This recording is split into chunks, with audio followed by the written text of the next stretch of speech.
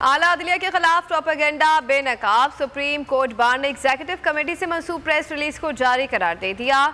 Supreme court بار ایسوسی ایشن کے صدر عابد زبیری اور سیکرٹری مقتدر اختر شبیر نے کہا کہ اس اعلامیے کی کوئی حیثیت نہیں، بار کی نمائندگی صدر اور سیکرٹری ہی کرتا ہے۔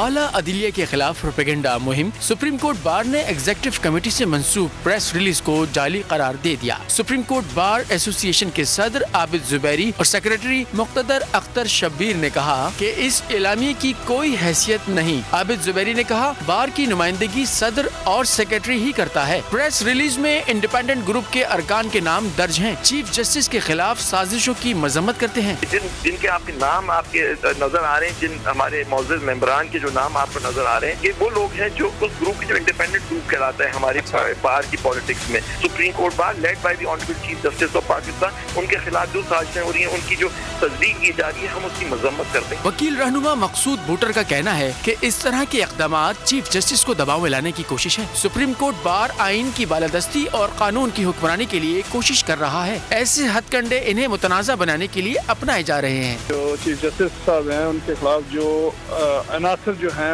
ان کو دباؤ میں لانے کی کوشش کر رہے ہیں۔ سپریم کورٹ بار کا جو اس وقت اپنا اسٹانس ہے وہ صرف کانسٹیٹیوشن کو بچانے کے لیے، کانسٹیٹیوشن کی بالادستی کے لیے، رول آف لا کے لیے ایفرٹ کر رہے ہیں۔ عہدیداروں کا کہنا ہے کہ جعلی پریس ریلیز میں ججوں کے درمیان تقسیم کو ہوا دینے کی کوشش کی گئی ہے۔ چیف جسٹس کے خلاف منظم مہم چلائی جا رہی ہے۔ ان حالات میں سپریم کورٹ بار عدلیہ کے ساتھ کھڑی ہے۔ اگر آپ کو ہماری یہ ویڈیو پسند آئی ہے تو لائک پر کلک کیجیے۔ تو نظر آ رہا ہے سامنے لکھا ہوا ہے ظلم مٹنے کے لیے دو چیزوں سے مٹے گا بھائی۔ ایک عدل کی کرسی پہ جو لوگ بیٹھتے ہیں نا، وہ عدل کے حساب سے فیصلے کرنے لگے۔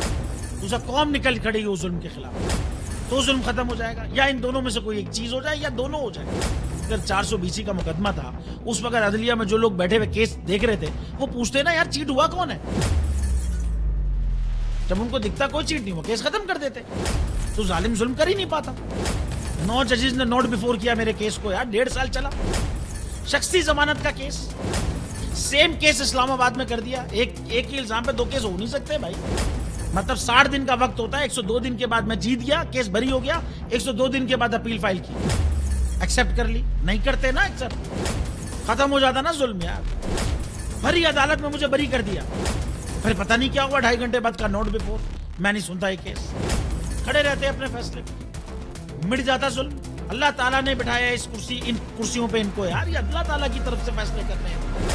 تو یا تو یہ فیصلے آئیں گے، ظلم مٹ جائے گا، یا قوم کھڑی ہو جائے گی ظلم کے خلاف۔ سبسکرائب کریں اور بیل دبائیں تاکہ کوئی خبر رہ نہ جائے۔